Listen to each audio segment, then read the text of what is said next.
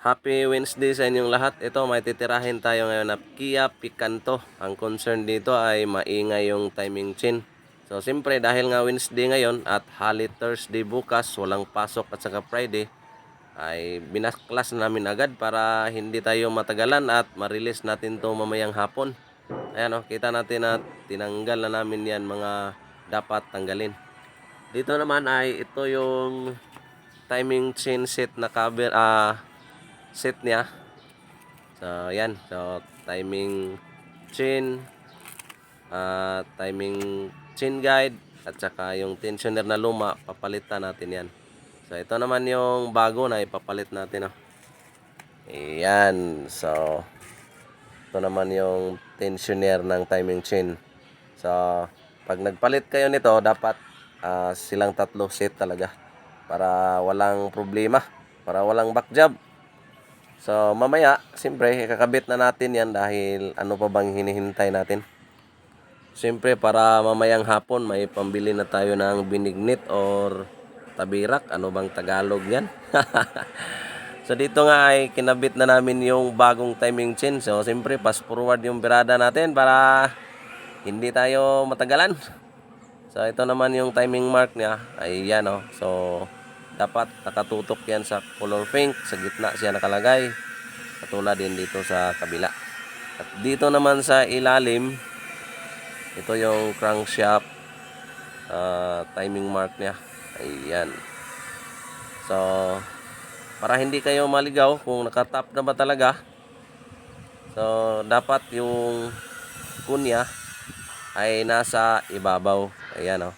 Ayan. So, yan yung lagayan ng kunya. Dapat nasa taas siya. Ayan. So, hindi na kasi yun na tinama pa yung timing mark ng chain kasi matagalan tayo ng ikot. Kaya, fast forward yung birada.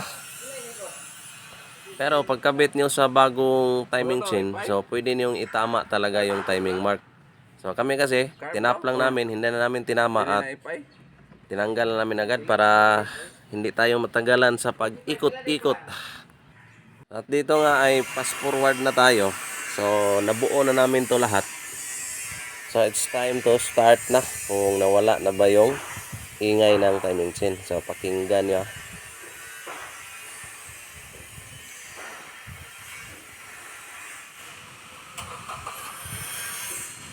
So, ayan. Umandar na siya. Dito ay lalabas muna tayo para iangat natin yung sasakyan sa lifter kasi baka may tumagas na mga engine oil or engine coolant. At sa time nga nito ay lumapit yung may-ari at hindi niya alam na yung cellphone natin ay natakpan pala niya or natabunan. Siguro nung nadinig niyang pina-start ko na yung sasakyan niya, so lumapit siya sa akin para siyempre pakinggan na rin siguro kung nawala na ba yung main concern niya. So dito naman ay unlimited kayo na titingin sa inyong sasakyan kung ano bang mga pinagagawa namin dito.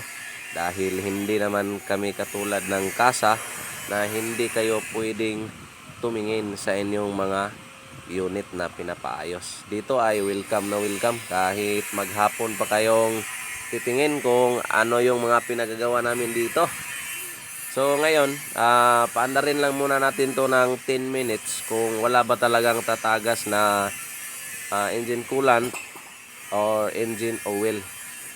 So siyempre, double check tayo para iwas aberya at hindi tayo mapagalitan sa mga customer natin. So ganoon naman talaga. So kitang-kita nyo naman sa video na pati yung may-ari ay yumuko talaga. So tiningnan niya rin talaga na baka may tumagas na engine oil dyan or ano ba yung mga tutulo pa dyan. So siyempre huwag kang mag-alala sir dahil hindi natin to palabasin kung may tatagas dyan. So medyo matagal nga siyang nakayuko. At para hindi siya mahirapan kung ano yung dapat niyang tingnan dyan, so iangat ko na yung lifter at ang sabi niya, okay lang. So iba pala yung tiningnan niya, yung nabangga pala na bumper. Oh. So sa gasoline station daw to, may tubig, hindi na nakita na may bato pala. So ayan, so yan yung kagandahan pag nakalifter yung sasakyan. Pag iangat mo yung sasakyan mo, makikita mo talaga yung pangilalim mo sa yung unit. So dito nga ay binuo ko na yan lahat. Yung mga engine cover, binalik ko na. At hindi pa rin talaga umalis si Sir sa kanyang pwesto. Kaya yung kuha sa video ay siya palagi. So dito naman ay final check na tayo. Okay, start outro.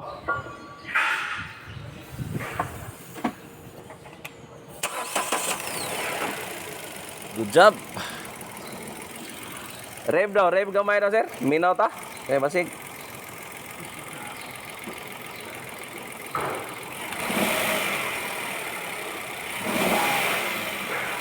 Abdal Agros.